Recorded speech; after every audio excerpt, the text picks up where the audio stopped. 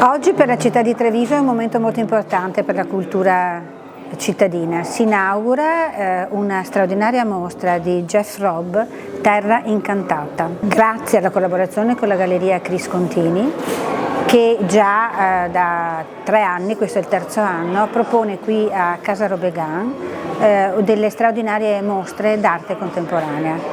E mi piace molto sottolineare questo aspetto, cioè che a Casa Robegan si inizi veramente a parlare di contemporaneità, di arte contemporanea, ma non solo di arte, proprio di contemporaneità in tutte le sue declinazioni. Quindi per me oggi è una giornata importante che spero apra veramente la strada a dei percorsi di arte contemporanea rivolti ai giovani. Questa mostra è una mostra che parte dalla fotografia ma la elabora in maniera tridimensionale, arrivando quasi a interpretare la città in una modalità onirica. Credo possa adattarsi anche a molti altri approfondimenti legati ai giovani, come ad esempio il tema della fotografia e delle tutte sue declinazioni.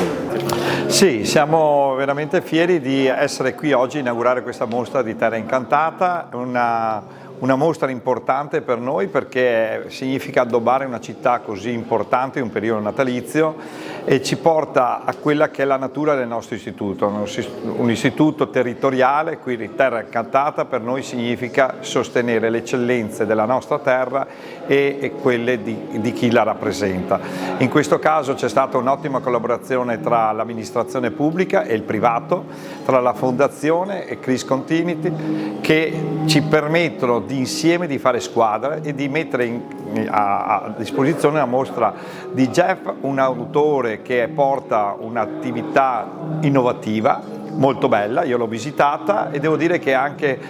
ci presta di avvicinare i giovani a quella che è una cultura veramente dinamica. In pochi minuti si riesce a visitare un luogo dove si capisce che c'è stata tanta collaborazione e soprattutto tanta preparazione da parte dell'autore, ma soprattutto tanta disponibilità da parte di tutta l'organizzazione. Ecco che Banca Prealpi San Biagio in questo preciso momento va a sostenere queste eccellenze in modo tale da unire cultura presente e futuro e in modo tale da far vedere anche che non è una banca solo del momento, ma sarà anche una banca del futuro. Facciamo entrare l'arte contemporanea in un edificio storico e quindi questa contaminazione tra le arti contemporanee e la nostra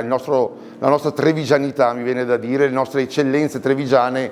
mi dà grande respiro internazionale. Jeff Robb è un artista internazionale, come lo è stato Giuseppe Mazzotti, il nostro promotore culturale e turistico primo per la città di Treviso. Quindi ci auguriamo che questa mostra possa avere il successo che merita e che Fondazione possa iniziare da ora in poi un percorso